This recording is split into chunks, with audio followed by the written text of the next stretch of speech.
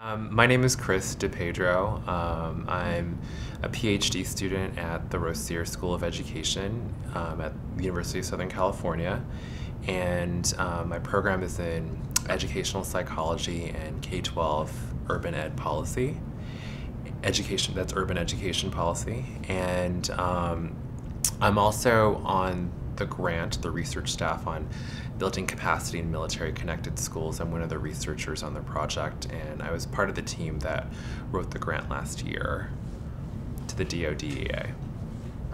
So kind of in your studies of figuring out the information for this grant, and have you had any personal experiences dealing with military-connected children?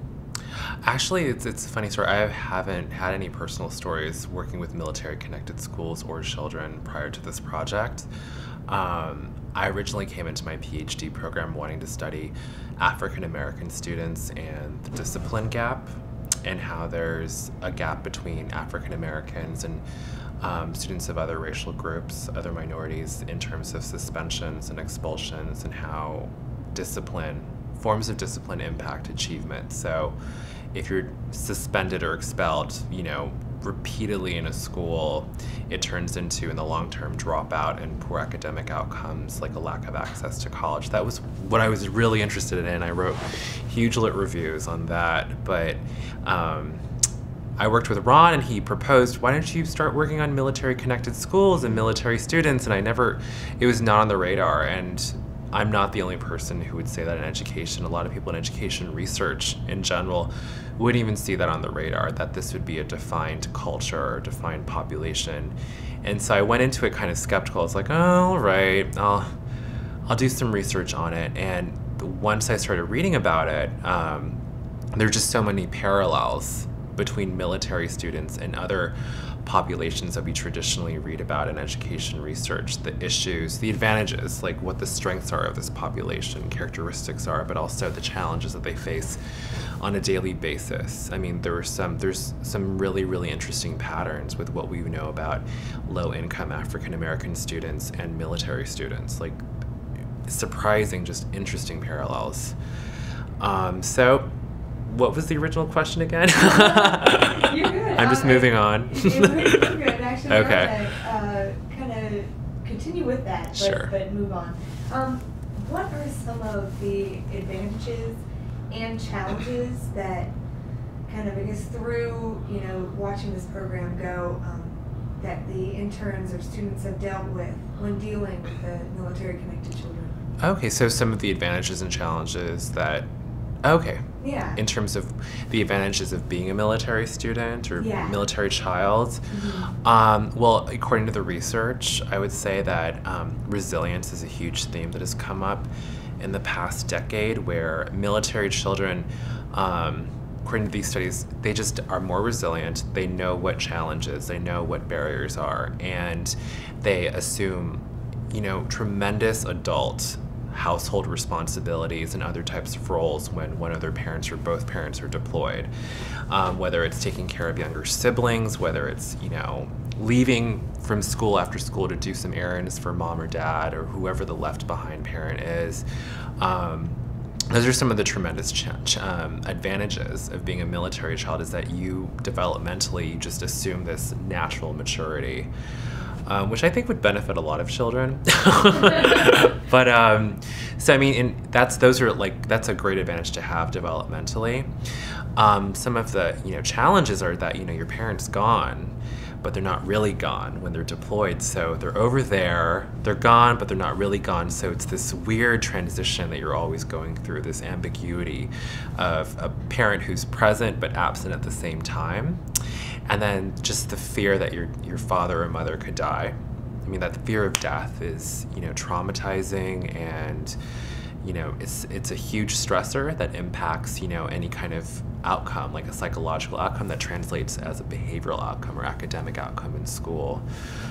So a lot of our interns have been, encountering that, and then there have been a few, deaths parental deaths, which are, devastating, and how do you deal with that, or how do you address that as a child, and what supports do you have out there besides your family and the military institution? I mean, do you have supports at school?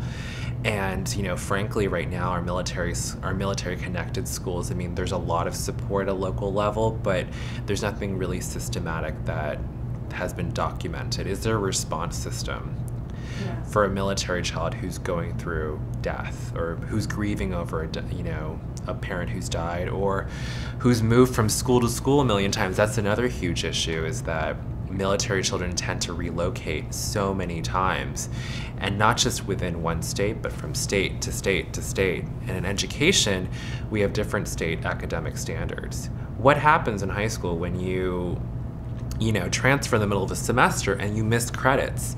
That impacts your college access. And so there's something called the Interstate Compact that we're looking at, which is this agreement between states on how to address, the transitions and the mobility of military students, and to create these universal standards. So, how do schools respond when a military child comes in? Do you really address, oh, this is what you've learned, these are the standards you've met, or do they kind of slip through the cracks? So, I mean, that's something we're looking at right now. So those are some of the challenges. I mean, there's so many challenges, and our schools aren't systematically prepared to be responsive to them yet. So. Yeah, and one of the things that I said through the interviews is the military child goes through so many changes. I asked, what would be the one common, or the one kind of support, or something that's similar, constant in the schools? What is, so that whatever school they go to, it's like, I mean, every school has a principal, maybe, what is something that all the students, or all the military children could kind of have as a constant in the schools, like look at their school as a constant? Well, at the moment, the constant is having a school psychologist or a school counselor. So it's credentialed personnel who are specialized in dealing with psychological issues that impact learning. Yeah. But often those staff members, those school staff members, are kind of siloed away in their offices, and I don't know, it's really different at every school site, but from the ones that I've experienced and the ones that are cited in the research, I mean, there's a lack of collaboration with our school psychology providers and our teachers and principals. I mean, how many hours a day do you spend with your school psychologist? Not many times. How many hours a day do you spend with your teachers and principals? Put that as a group, the entire school day. So you have like this team of people who don't really see these students on a daily basis, who are prepared to handle it. But then you have teachers and principals who don't have that, that systematic preparation. So that the constant is having a group of providers who are experts, but you don't really see, and that you have to seek out yourself, or you get referred to. So that's the constant. So, I mean, they're a great resource on one hand, but, how about all these other people at the school setting who see them more often? That's, that should be the constant in my opinion. And it's also what our research is suggesting, is that, schools that have supportive, mission-driven teachers, principals, school staff, in addition to school psychologists and counselors, actually act as some sort of, what Ron was saying, a vaccine for all the psychological distress that they could be facing as a result of stressors of being in a military family.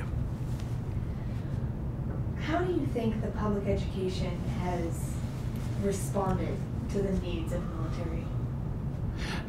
They're starting to. I mean, there is a new interest. I know that Michelle Obama and Dr. Jill Biden have, been interested in working with military families and have created as some sort of priority.